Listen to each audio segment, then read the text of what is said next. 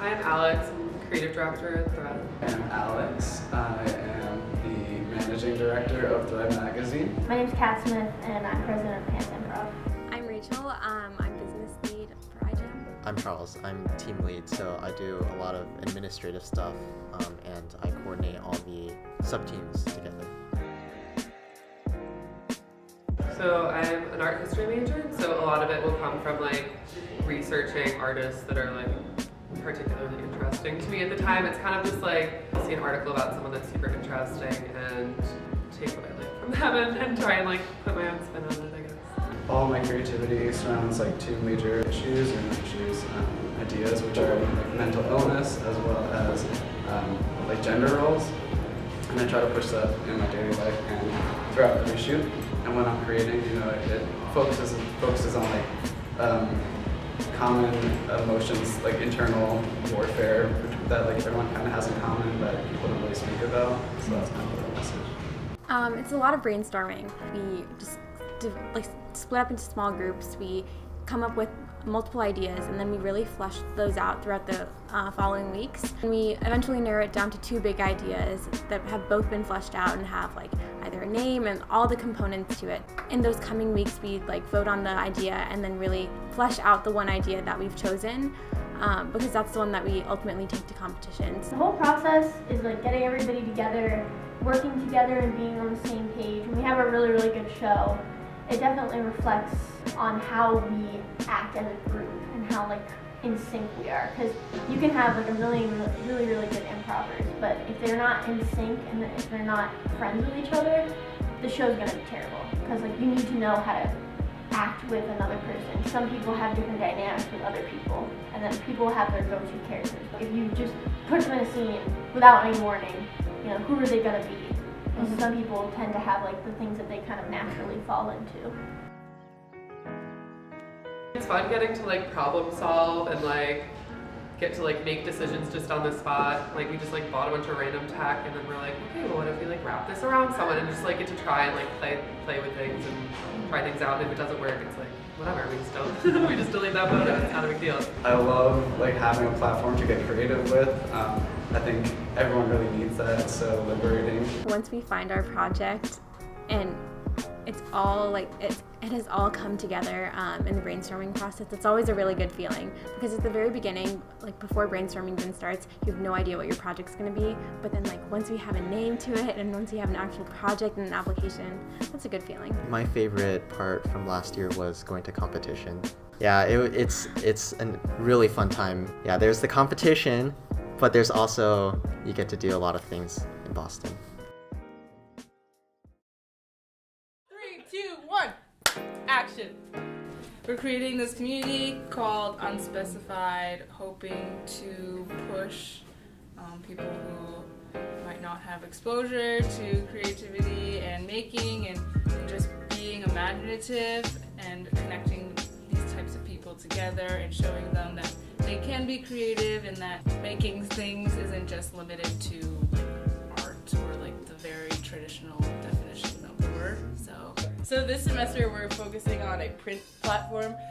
So we're trying to focus on a print physical product. So we're making a magazine. We selected 6 people who we branded as lemons. So what we're trying to do is highlight their work and show others that anything is possible. It's the idea that you shouldn't be afraid to explore. It doesn't have to be the thing that you're going to do, but like being able to get into this and like explore more, use that in your own work is like really good. And like listening to that like creative ethos, no matter like the discipline, is really important, I think, because it's like connecting, but then people have different perspectives. Yeah.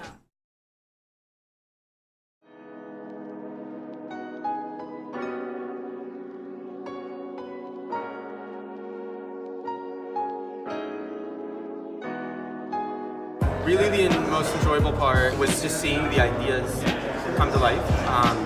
Undoubtedly, there's such a powerful realization and empowerment that you see from individuals when they can share an idea and they're given a platform. And I had seen the ideas, I had seen the PowerPoints. Many of these were my friends, so they had run the ideas by me preliminarily. But it was a completely different thing seeing it pitched and voiced. It was incredible to see it through their eyes. Really, at our core, we try to be as diverse as we possibly can.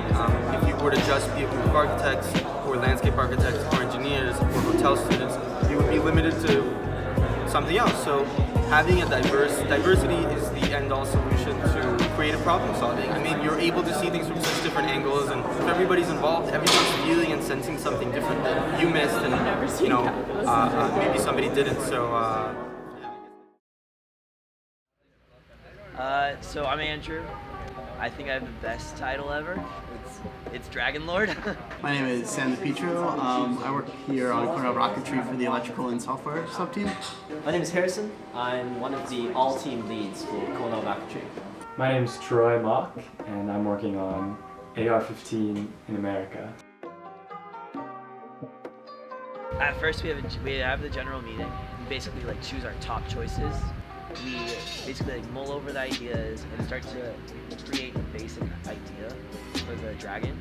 This is originally first just sketches, and then once we start working with the shop guys, which are incredible people, we refine it. We understand how the reality of building at such a large scale with so many people and so many possible dangers that could occur. So a lot of safety elements are added in, which restrict the design, of course, but also produce new possibilities. The construction team creates their initial design.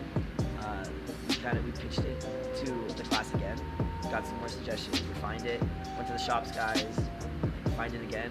So it is this iterative process. For us, it was really important to make physical models of these things, because although we do know how to use the material and construct, it's always good to make sure we know the joint's gonna work, make sure that we like how it looks.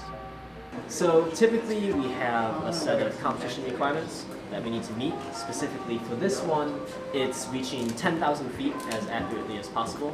And then depending on which category we're in, we have different propulsion systems. So this year we're trying to make our own solid rocket propulsion system. So once we have those requirements, we try to break it down into individual subsystems, and those subsystems into their own requirements, the things that they need to accomplish. So for example, we have a propulsion sub-team. They're responsible for designing the propulsion subsystem to such a point that we have a certain mass to get it to a certain altitude, and so on and so forth. And then from those requirements, we basically flow out and go into the nitty-gritty of how each component is designed together to meet those requirements. This project's kind of a culmination of all the different disciplines and areas of design that I've been developing over the years. Mechanical design, architecture, interior, product, a little bit of CS. Personally, of course, you ask anybody else, it's gonna be a different thing. I think getting everyone involved.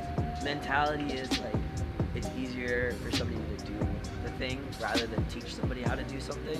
But you're getting to teach somebody to do something.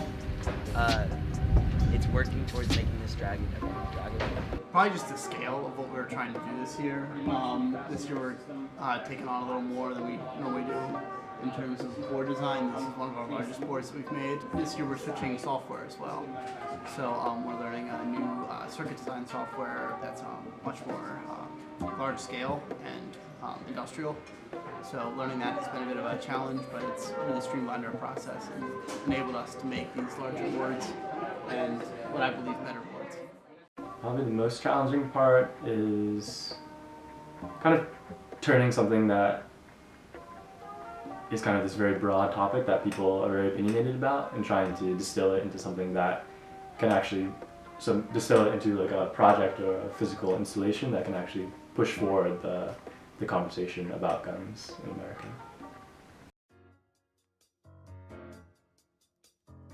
Really working with visual this year, so sight really, and that's due to you can't see it now, but the reflective cladding that we're working with. And the idea with that is that they are these silver panels, silver and gold panels, but what's going to start to catch your eye is the light hitting off of it, the color of everything else going on as we move the dragon, which is it's gonna create this really captivating visual experience. Let's see, when I think of our rocket launches, the biggest one I think of is sound. It's just a very distinctive roaring dragon-like noise as these rockets blast off the launch pad. It's actually really impressive how quickly you lose sight of them. Like just one moment they're there and then you have this 100-pound behemoth just shooting up and roaring.